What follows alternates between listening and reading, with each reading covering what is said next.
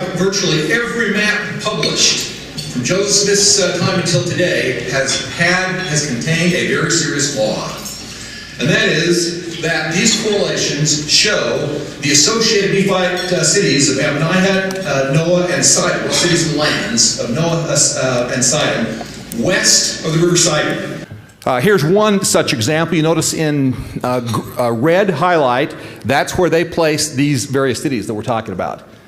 Here's another example, again in red highlight. That's where they place the cities, west of the river. Here's another example, and again, the river and then west are these three cities that we've mentioned. This is the famous one from John Sorensen. There's the river and these particular associated lands west. Okay, this is an interesting one from Keister down in South America, but again, he has these cities west of the river. This is the famous one that's been all over the church educational system. Dan Ludlow was mainly responsible for the content on here. And again, he's following this same pattern. This one happens to come from Joe Allen, same idea.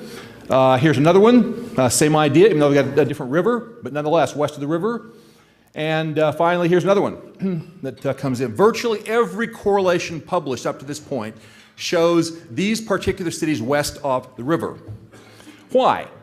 Well, the reason is because of a misinterpretation of, or rather a simplistic interpretation of two verses in the book of Alma.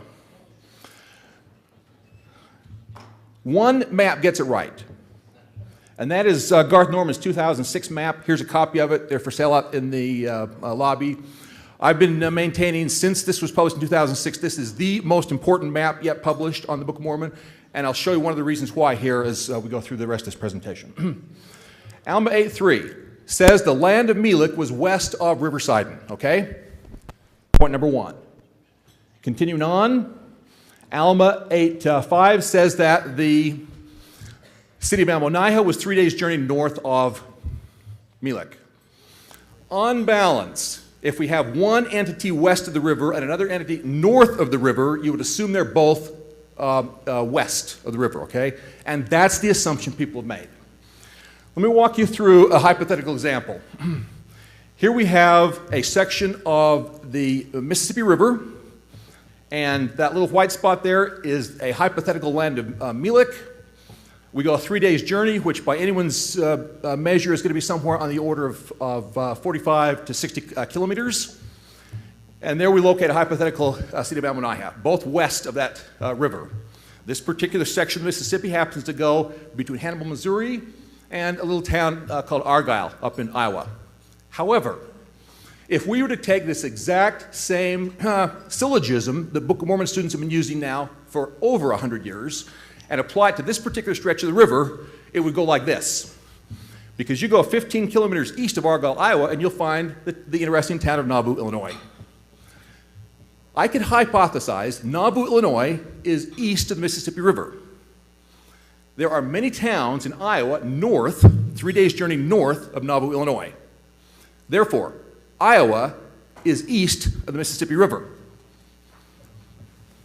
But as you can see, that's complete nonsense. Because rivers don't follow straight lines, and because Nauvoo, Illinois is right on the river. The river trending in a southwesterly direction at this point in time allows us to have an entity north of it and yet still be on the other side of the river. Okay, continuing on. Therefore, if we have in Book of Mormon geography a river which is trending to the northwest, and if Melech is close to the river, and by the way, if you read the Book of Mormon with consistency, Melech was right on the river. People who try to put Melech 50 kilometers or 100 kilometers west of the river are simply not following the text. If you go through, there are 8 instances in the text where something is either east or west of Sidon. In all cases, it was right on the river. The context makes that clear. Melech, therefore, nope, back to that, okay.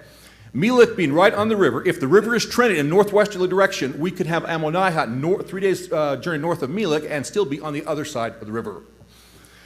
There are 2 rivers that have been under consideration in the general Mesoamerican area as having been the River Sidon.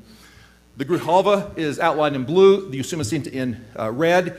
They both trend northwesterly over much of their course.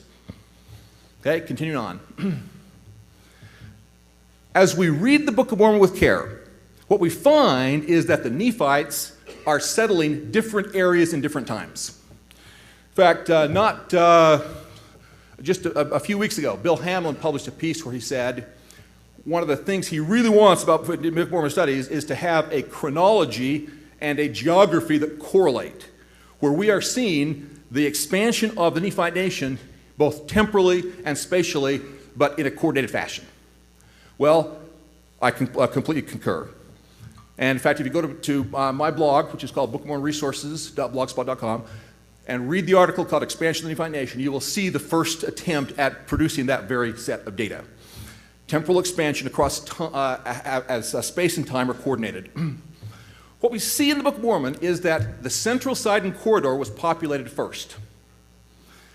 The northern part, up with Zarahemla and Minon and Gideon being part of the very first wave, Ammonihah also part of that first wave. How do we know that? We know that because as we analyze the missionary journeys of Alma, he is going to the very same places that his own father, Alma I, founded the church in a generation previously. And the places where Alma I founded his church approximately 120 BC were, according to the text, Zarahemla, Gideon, Mulek, or Melech, I'm sorry, and also Ammonihah. So those four were likely in that central Sidon corridor where that original Mosiah Zarahemla complex was located. By 90 BC, which is when we pick up Alma 22 and Alma chapter 1 and 2, we now have Manti entering the picture at the very extreme southern edge of the Nephite lands. Every single thing, and this is the important point, every single thing mentioned in the Book of Mormon prior to 72 BC is either in the central Sidon corridor or east of the river. What happens in 72 BC? We have the founding of Moroni. Where's Moroni? Right on the east coast. So between 120 BC and 72 BC, we have the Nephites expanding like crazy to the east, eventually reaching the east coast. Once they achieve that objective, they have basically gotten their territorial imperative. They have achieved their continental design. Their vision to the east was completed. We then have a pivotal scripture. It's Alma 50:11. And that's when they turn the switch and begin to focus their attention on the west. Now, prior to 72 BC, there is one outpost the Nephites maintain that's on the West Sea. But it's not in the land of Zarahemla. It's actually in the land of Bountiful, okay? Right on the seacoast. And that's a special choke point where they can station a military garrison and they can prevent people from going up that west coast. So this is the central Sidon corridor. Go ahead and go to the next slide. This is an internal reconstruction of the Nephite nation after at approximately 67 BC. By this point in time, we do have some entities into the west. But after the breakthrough at Alma 50:11, 72 BC, where we have the Nephites for the first time moving west of that central Sidon corridor. Go ahead and next slide. This is my interpretation of how that fits on the modern day map. And continue on. A very important point. How we come to this particular conclusion, that the settlement pattern in the Nephite nation was up the Sidon corridor, then to the east, all the way to the seacoast, and only then, after they had reached the east seacoast, then we begin to populate to the west, okay? Here's where it comes from. Number one, the 7 churches that Alma I founded. And we can tell from the text that 4 of those churches were Zarahemla, Gideon, Melech, and Ammonihah. Okay, next. Nehor founded one church. There is one place in the Book of Mormon associated with Nehor. It's Ammonihah. No question, if you read the text, Nehor's church was in Ammonihah. We read in the first chapter of Alma, where was Nehor going when he encountered Gideon? He was going to preach to his followers. Where were they located? They were located in Ammonihah. Nehor was headed towards Ammonihah when he encountered and slew Gideon in the land of Gideon. Where was Gideon? East of the river. Okay? Consequently, Nehor was traveling through Gideon to Ammonihah to preach to his followers when he met and slew the aged Gideon. Therefore, Gideon being east of the river, Ammonihah being beyond Gideon. Okay, next. Nehor had a successor who was even more nefarious, Amaleki. By the way, highly recommend Royal Skousen's critical text right here, because in this we learn that the Amalekites are actually the Amalekites. This guy Amaleki is all over the map. In fact, I've got an article on my blog called Peripatetic Amaleki to explain how all this fits together. Nehor's successor Amaleki takes over for him where? In Ammonihah. He raises an army, he secedes from the Nephite republic, and he then comes at the people. Where does he come from? From the east. Where does he engage the Nephites? Hilam-Nihu, east of Sidon. Okay, continue. By 90 BC, the Nephites had populated the central Sidon corridor, and they had begun to move towards the east. We see that in Alma 22, very clear. Okay, continue. By 90 BC, we've got well, there's the reference for the fact that they're pushing the Lamanites towards that east coast. Okay, continue. We then are told by Mormon the precise point in time, because we have a parallel passage to Alma 22 and Alma 50. But Alma 50 is quite a bit different, because we're now 18 years further down the chronology. In Alma 50:11, that's the point at which Mormon says, we now began to clear out the west. So I basically indicate to you, from now on, use chronology in addition to geography to show temporal space and time simultaneously, and the Book of Mormon becomes much, much clearer. And I personally am thrilled that Google Earth is now part of the mix, because with it we can measure with precision. The Book of Mormon says up, we calculate vertical rise. If the Book of Mormon says down, we calculate vertical drop. If it says over, we look for something that they're having to cross over to get there. And it's all, in fact, there's a model you can download right now. It's been downloaded almost 1,000 times as of right now. Go to my blog. It's called bookofmormonresources.blogspot.com, and look for the article called Book of Mormon Model, and download the entire model here on Google Earth. Have all the fun you can stand. Okay, next PowerPoint presentation, I'm going to bring up John W. Welch, Jack Welch.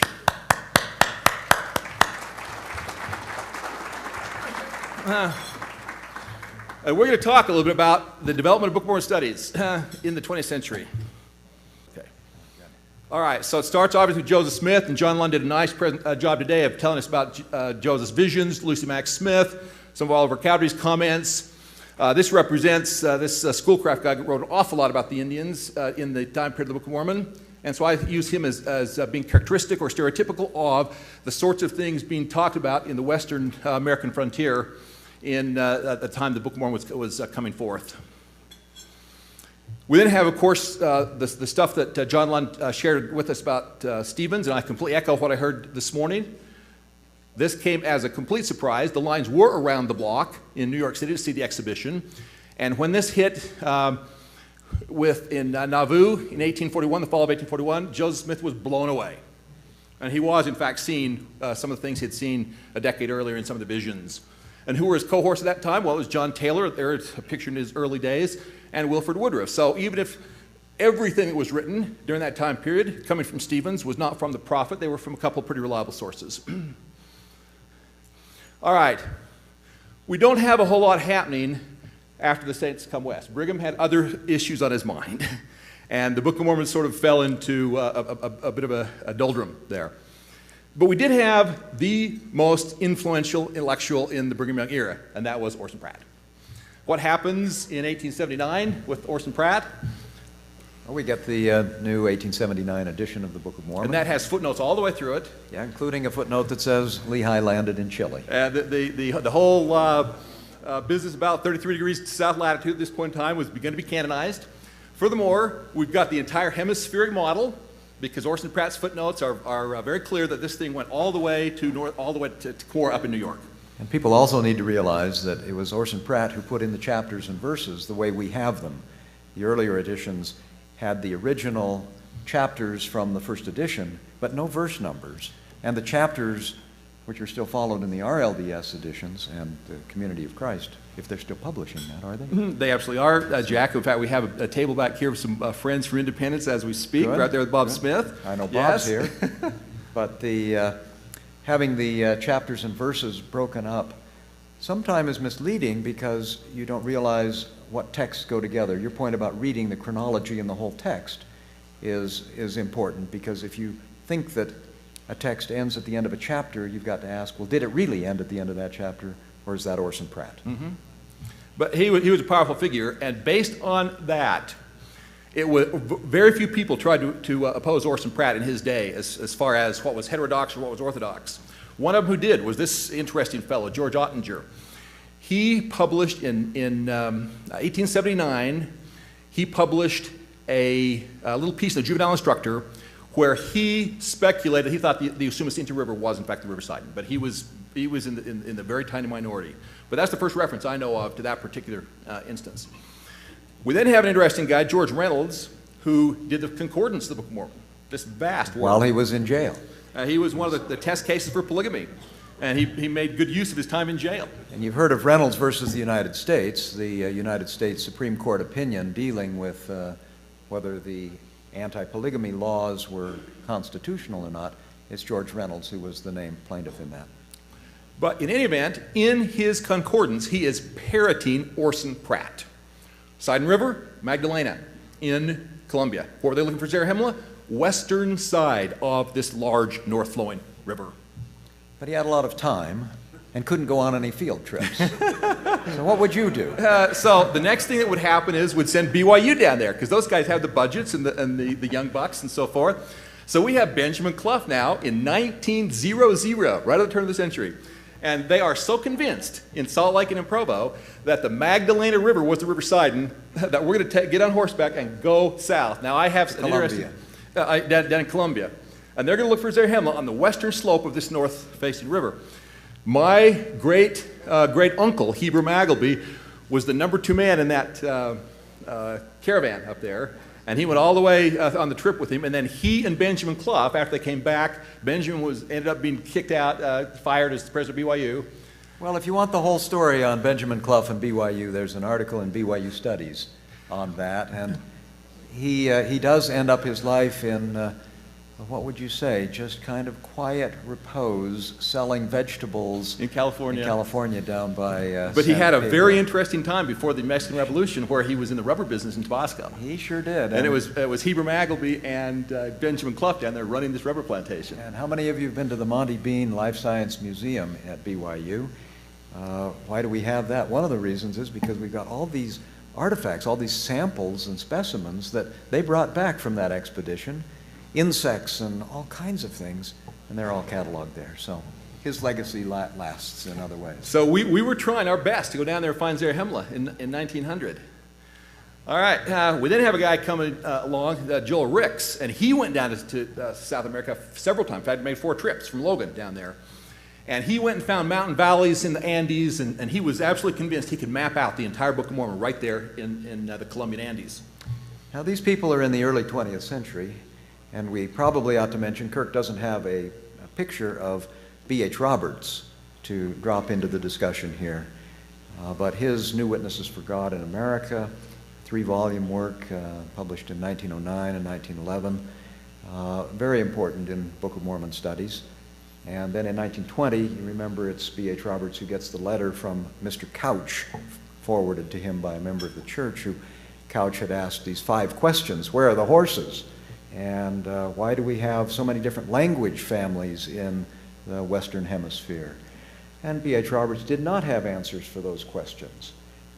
But today, and I notice we have horses coming out of this corral into the audience today, later this afternoon, we do have better answers for all of those. And let me just say one last thing on B.H. Roberts, because I've spent a lot of time trying to get all of B.H. Roberts' statements about the Book of Mormon together and now have them in one electronic database.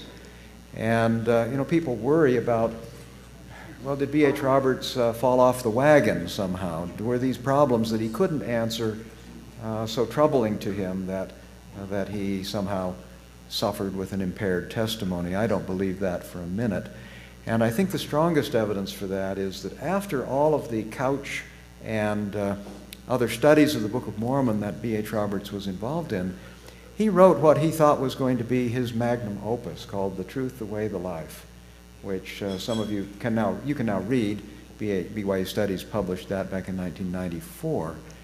But that was written in 1927 and 28, at the end of his time as being mission president in New York. And if he had any problems with the Book of Mormon in 1921, 22, he would not have said what he says about the Book of Mormon in The Truth, the Way, the Life. And so that's a more complicated argument that goes along with that. But B.H. Roberts, he and I think the First Presidency, wasn't it in 1928 that the First Presidency finally said regarding all of this Mesoamerican geography in the Book of Mormon, we are not going to take a position on the church as an official statement. President Lund in the First Presidency says... That was based on a committee that James J. Talmage chaired in 21. That's right. And they finally said, we are going to leave it to the archaeologists, the scientists. Let's find out more about what really happened. We're not going to go out on a limb before we know what we need to know. And that was because you had guys like Joel Ricks, who was still advocating the Orson Pratt hemispheric model. And then you had some interesting people. This is Paul Henning, the very first LDS archaeologist. He was baptized about the turn of the century. He was a German, had migrated to Mexico, baptized in Mexico when the church was just barely getting started down there. I don't have a photograph of him, but I do own in my personal collection one of his pamphlets, and you're seeing a copy of that pamphlet. That happened to be published in Spanish by the National Museum of Mexico City in 1917.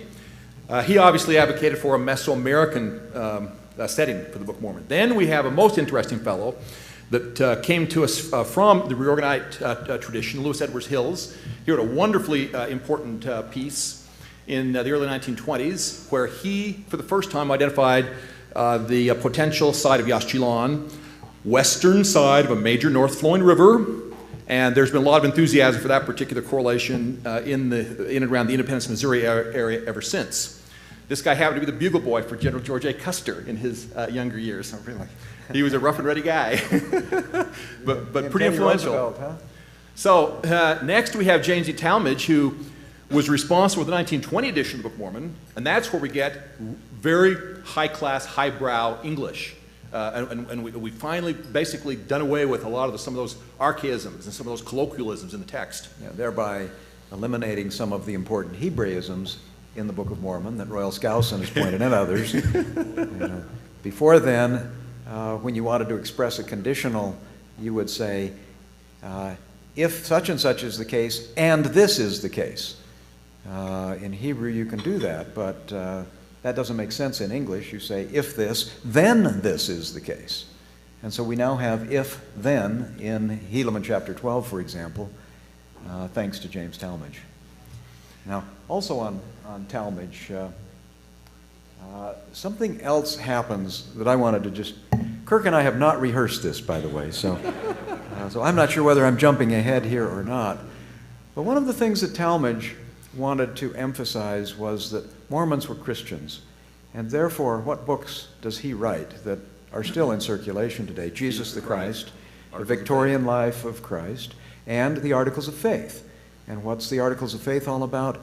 It's proving scripture after scripture that all 13 of the Articles of Faith can be found and documented in the Bible. So with Talmage, we have a big shift that really goes away from using the Book of Mormon. It had been used, I think, a little more, but starting in the 30s and 40s, the Book of Mormon is de-emphasized, perhaps for ecumenical kinds of purposes. We'll come back to that point in a minute. Yeah, very, very good point. But Talmage was vastly influential in the text, and he also convened a meeting in 1921 where he had Joel Ricks come in and present his, he had thousands of maps in circulation around the church at that point in time, Joel did. And this man, the 30th son of Brigham Young, Generally considered the most intelligent of Brigham's posterity, had a degree from West Point, was an engineer, and he had done engineering not only in the northeastern part of the United States, but also in Mexico. And he came into this meeting in 1921, and he advocated that no, he wanted to take us back to the original Joseph Smith, Stevens and Catherwood type of vision. He said it had to be in Mexico and Guatemala. And that was one of the reasons why the 1928 First Presidency said what it said. It's a draw. We don't know. Yeah. We'll let the scholars sort all this out. All right, 1938. We have M. Welch Jakeman, who's a student at Berkeley, and he forms the Itzan Society. He was a historian more than an archaeologist, and he was enamored, as Elder Brewerton, who's in the audience today, can testify. The Chronicles, the Spanish Indian Chronicles, are an endless source of intrigue and interest. And Jakeman spent the vast majority of his life immersed in those. He was convinced that the Itzah were, in fact, the Nephites. And consequently, he formed at Berkeley the Itzan Society, and that then became the Department of Anthropology, the Department of Archaeology at BYU. And this man, John A. Widsoe, I love this guy because my great-great-grandpa baptized him in Norway. So we take credit for John A. Widsoe. But he was, among the members of the 12, he was a tremendous advocate for more of an academic or scientific approach to the scriptures. He had been the president of Utah State Agricultural College back in those days. Where my grandfather was a professor, so. Anyway, it was Elder... We can play this professor ancestor game too, you know. It was Elder Widsoe who was instrumental in informing what was then the Department of Archaeology at BYU in '46. Right off the bat, we have a major acquisition. The William E. Gates collection comes to BYU. Yeah. Go ahead. This was a collection primarily of manuscripts. Lots of codices, lots of things like we had on here display here today. Some of the earliest transcriptions of Mayan, material that eventually became fairly important in deciphering the Mayan language were in the Gates collection. I didn't know if you were going to leave Utah State that quickly. Are you going to come back to Milton R. Hunter? Oh, yes. Okay. But I have a connection to Milton R. Hunter. Do you have a connection to Milton R. Hunter? I'll think of one. All right. Actually, I do. He taught Institute up at Utah State, and my father was in one of his classes. My father's never recovered from that. It was in 1947 that under Jakeman's tutelage, the very first symposium on the archaeology of the scriptures began to be held, and that was held for 40 years in Provo. The last one was in 1987. So what we're doing today is a successor to that same kind of an enterprise. We also had an organization put together called the University Archaeological Society in 1949, and it lasted till '67. It then morphed into the Society for Early Historic Archaeology, SEHA, and that lasted until 1988. So we had the beginnings of newsletters and proceedings and so forth. And Ross Christensen and Welch Jakeman were the two lights behind that. What you see in the photograph up there is are two bound volumes that have all of the UAS newsletters and the SEHA newsletters combined, approximately 200 issues. A lot of interesting stuff in there, especially if you're interested in historical stuff. Now, Welch Jakeman had a very favorite site. It was called Agua Catal, which is near Ciudad Carmen on the Laguna de Terminos in western Campeche. He thought that was bountiful. We then have the beginnings of modern Book of Mormon research with Hugh Nibley, who comes to BYU campus.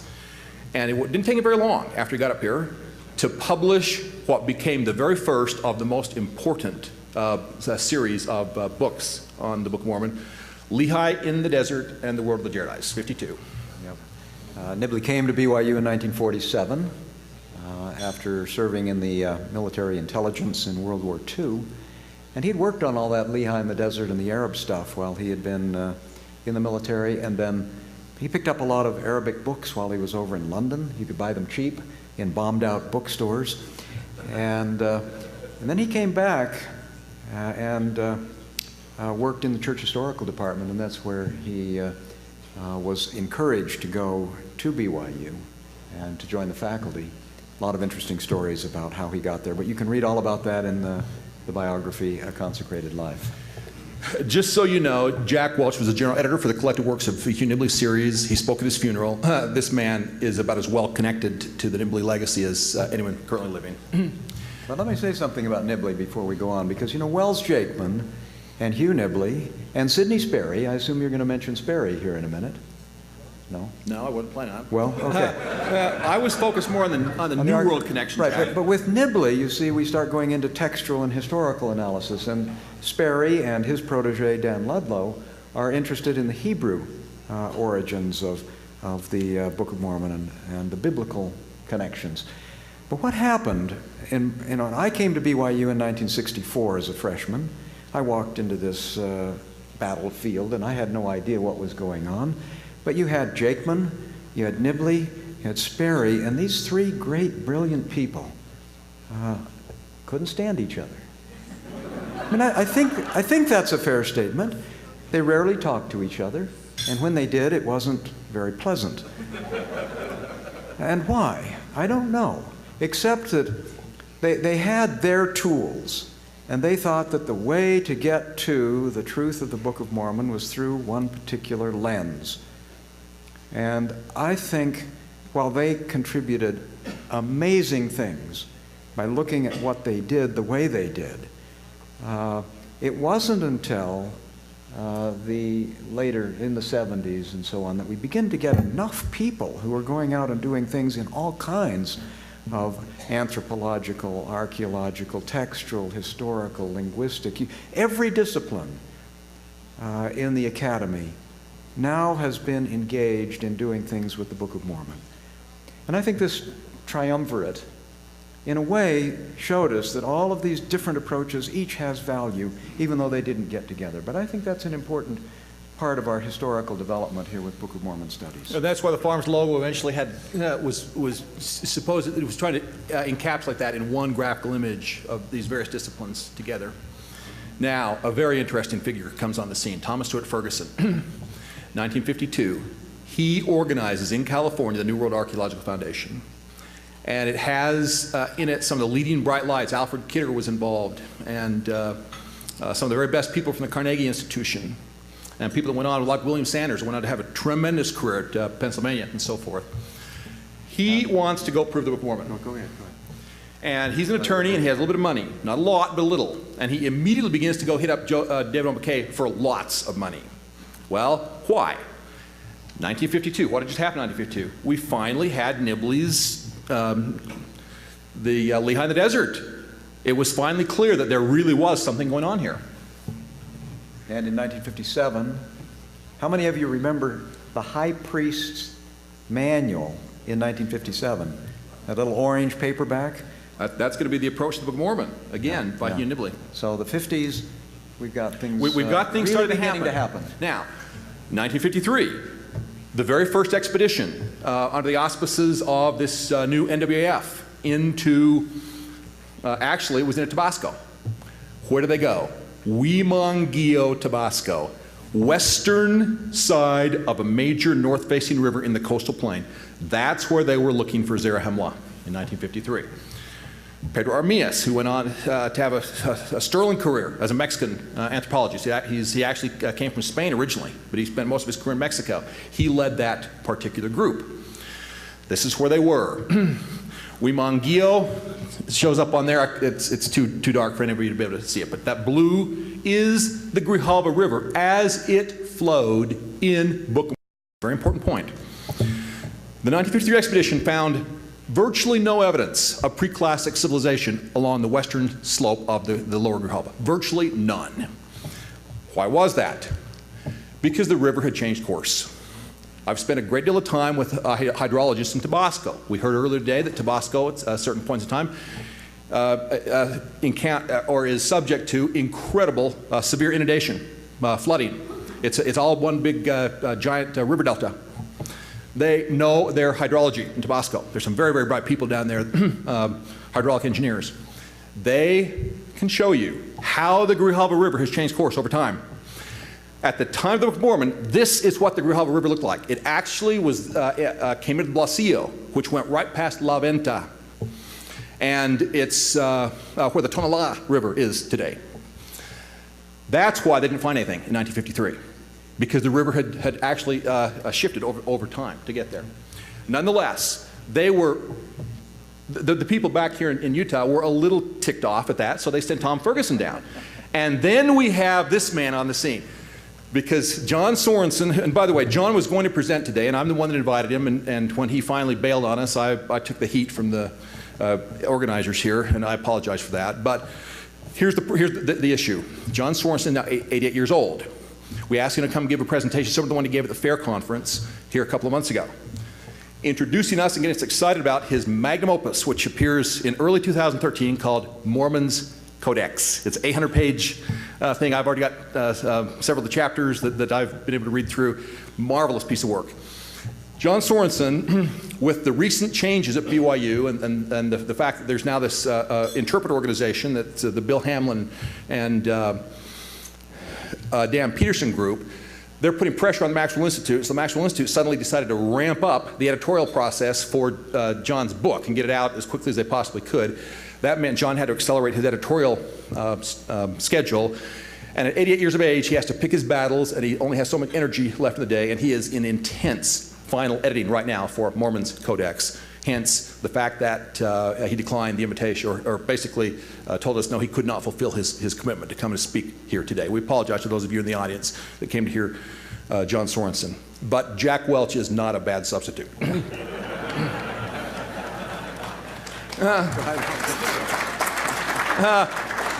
Although I keep trying to bring Jack back to the New World side of things a little more.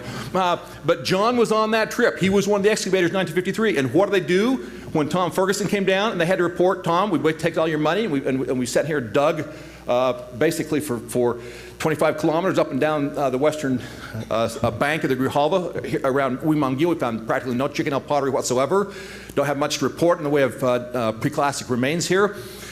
So John and Tom Ferguson hop in a Jeep and spend 2 eventful weeks, and they go up to the upper Grijalva. And they go up into the Grijalva Basin.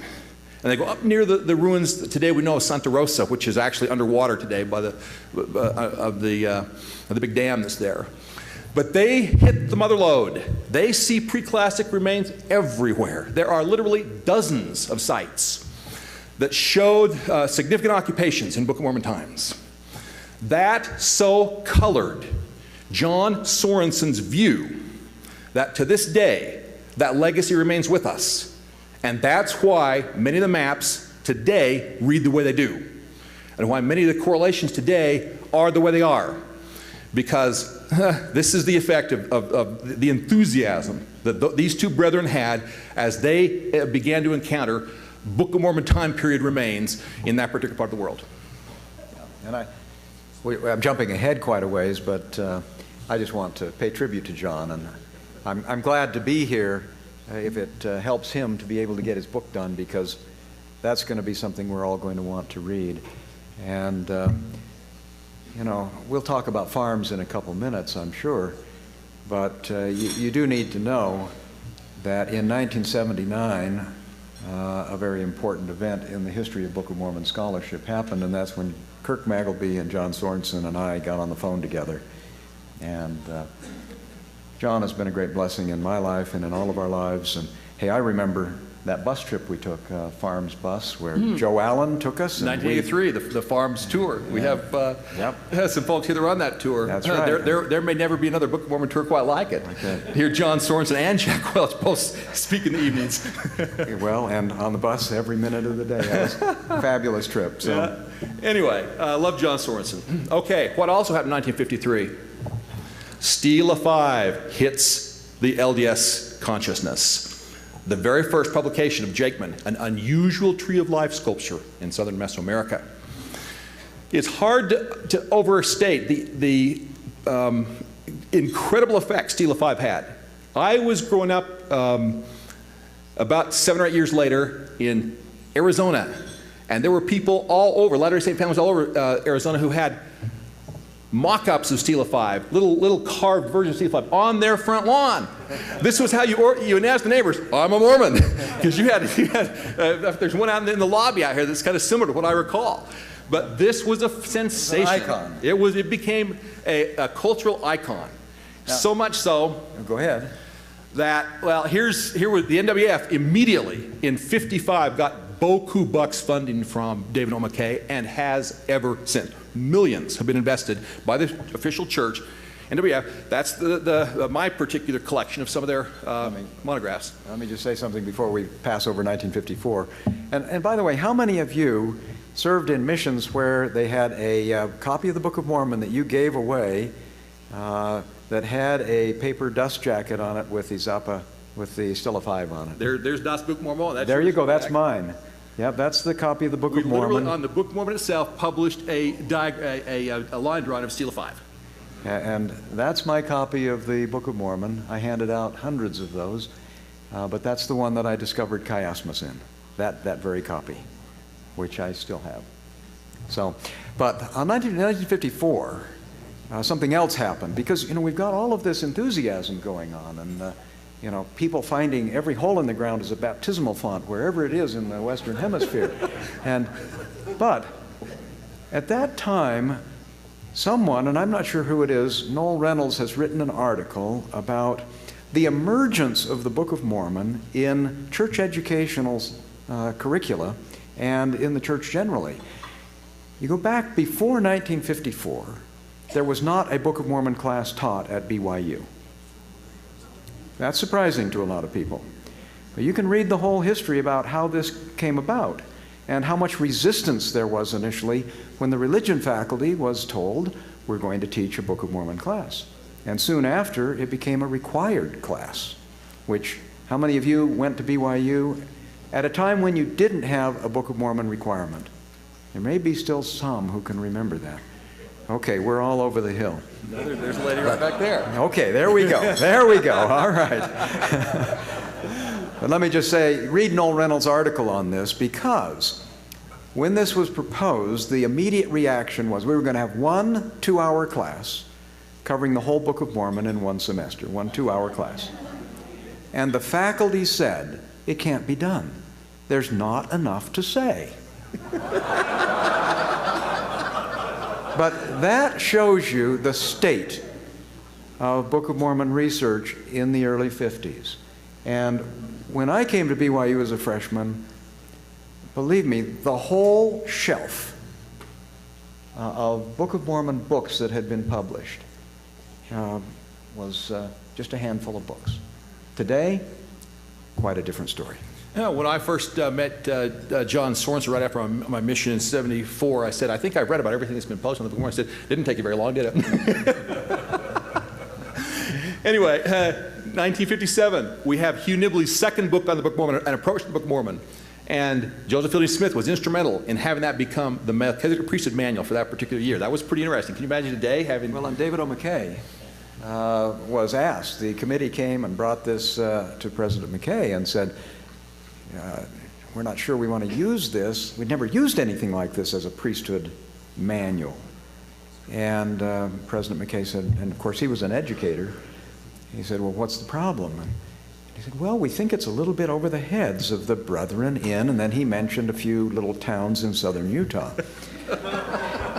And President McKay looked at him and said, well, then let them reach.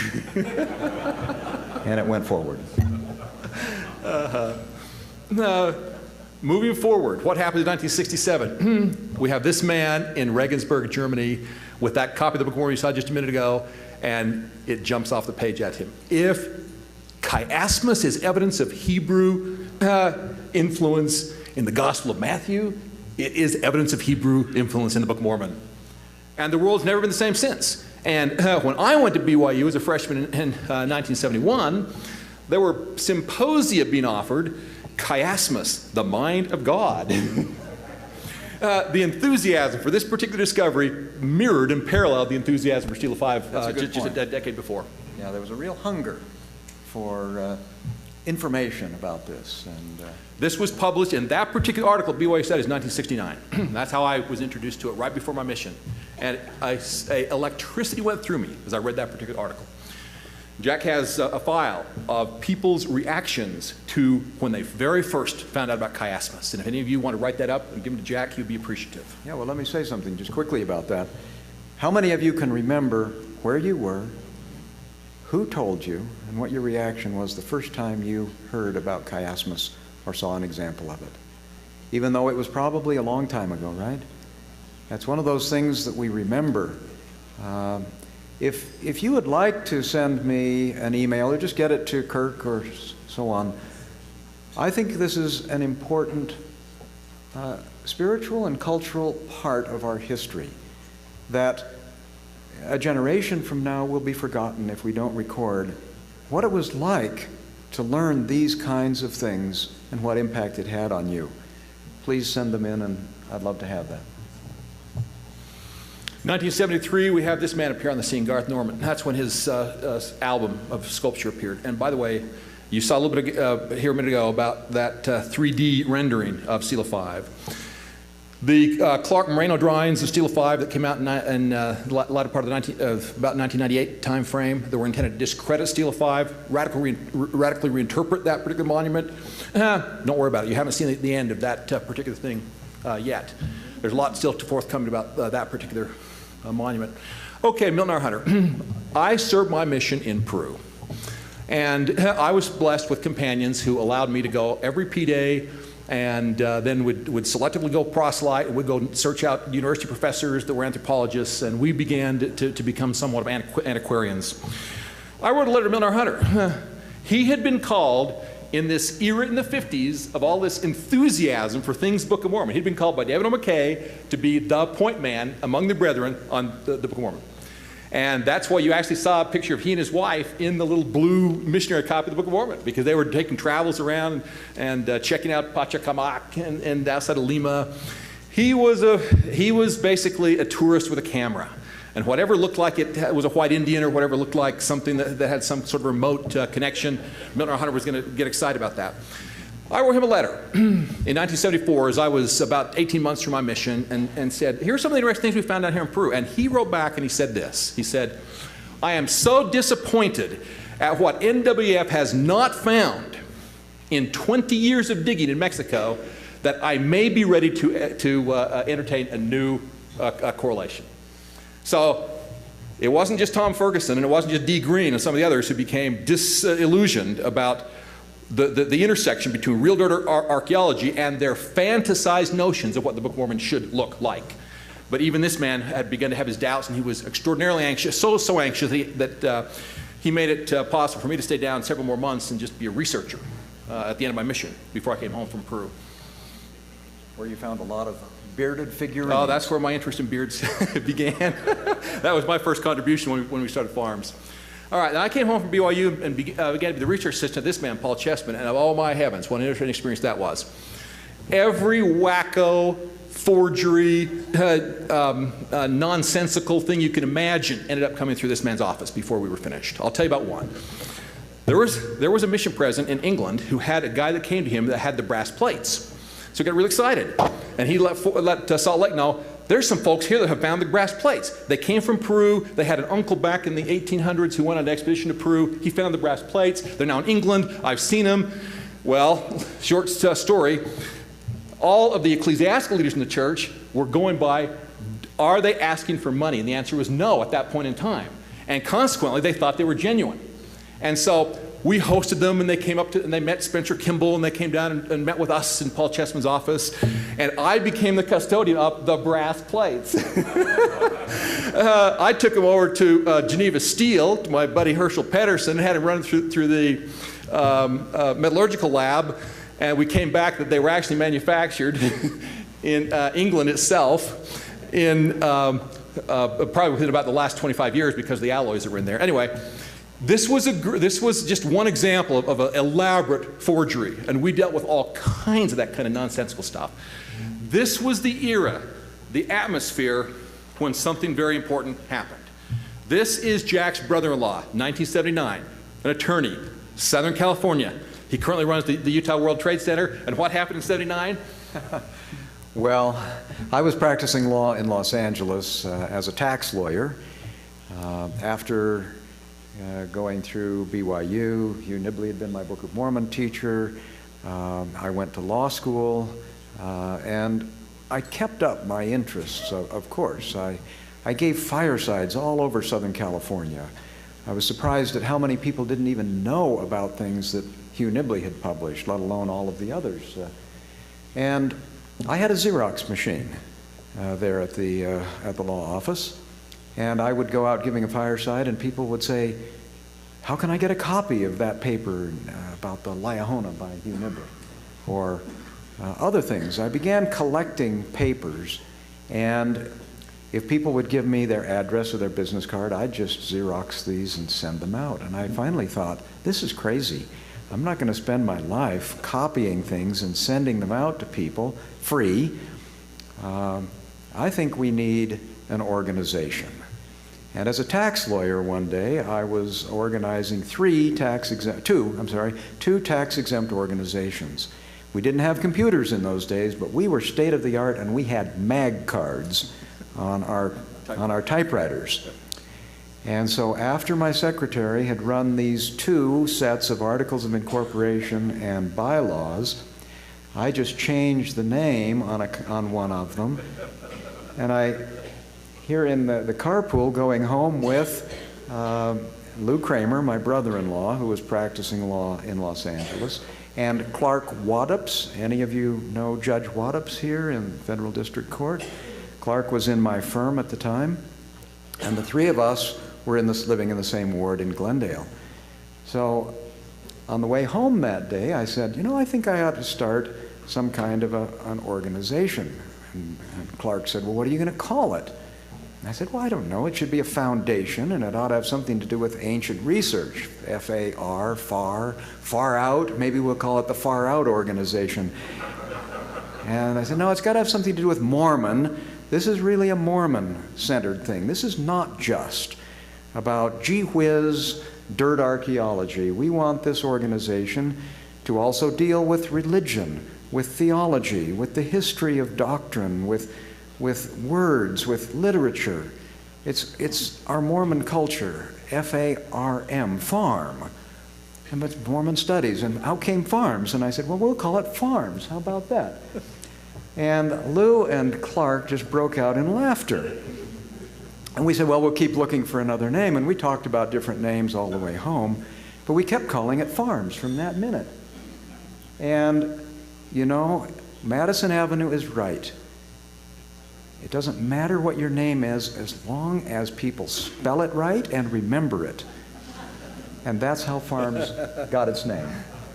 And there was a meeting held in 1980 in the home of this man, Delbert Palmer in Provo.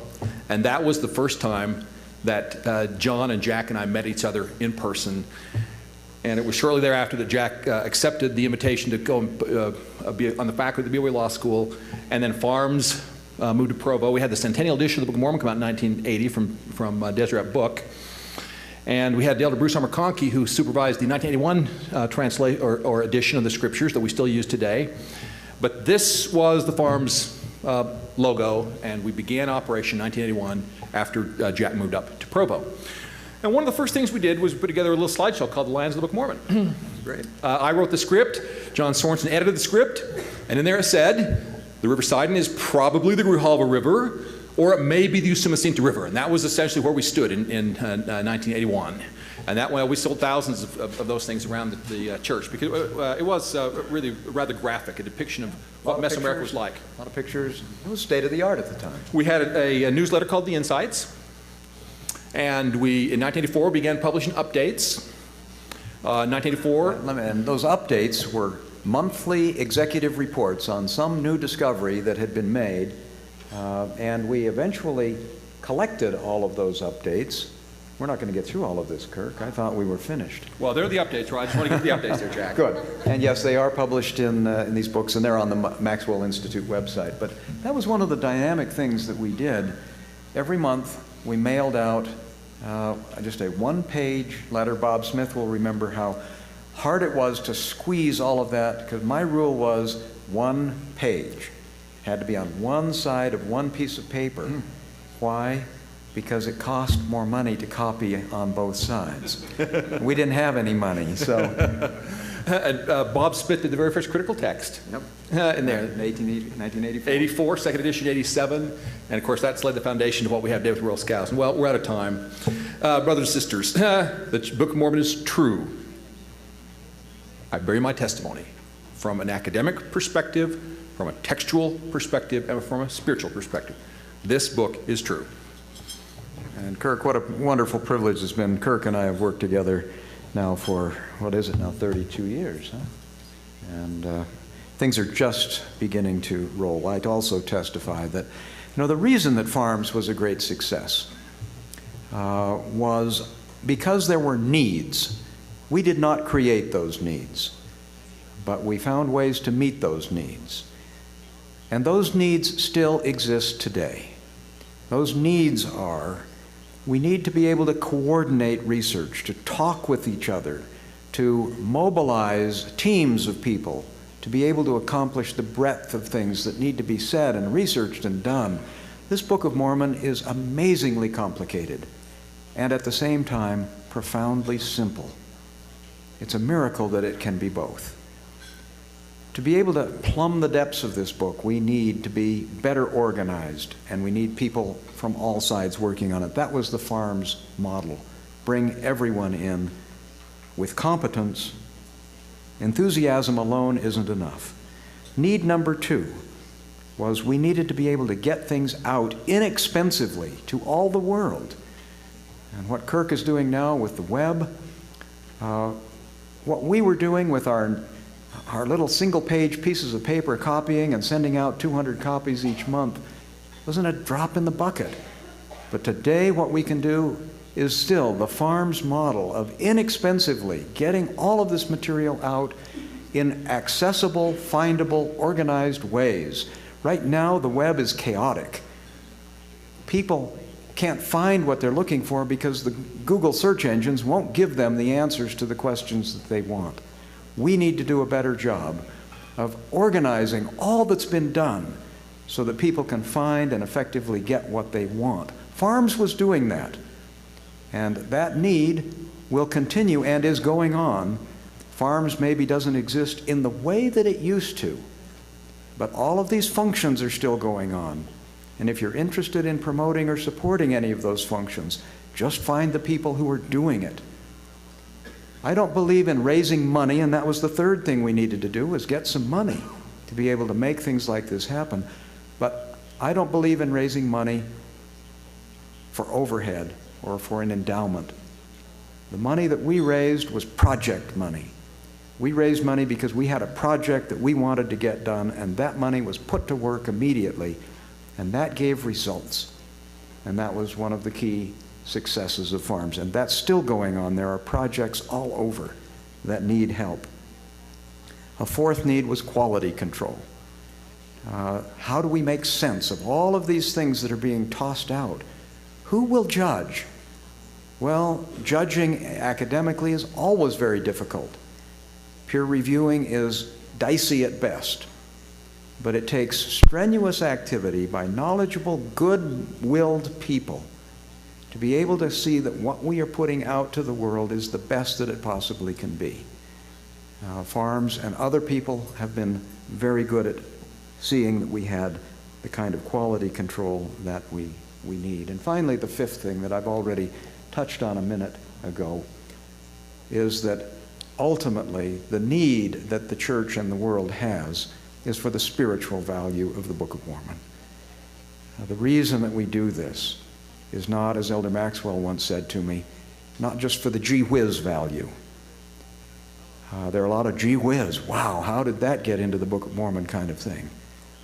But until those points are translated into spiritual lessons that can influence the lives of people, not just in the church, but throughout the world, the Book of Mormon is a witness to the whole world. And until we have done that, we haven't got our job done. So brothers and sisters, I testify that the Book of Mormon is true, and that what the world needs now is the Book of Mormon in so many ways. I pray that we can be instruments in making that happen Don't say, whoa, it's all over, or farms is not the way it used to be. The Lord knows what He's doing. Change is a part of where we go to be able to respond to new needs as they come up. The Lord is in the heavens, and He's in charge of what's happening. We just need to be inspired, be diligent, do what we can to make that go forward. And I testify that this is true, and that, Kirk, what a wonderful survey of the history of all of this. This hasn't come out of nowhere, and it's not going to nowhere either. I testify in the name of Jesus Christ. Amen.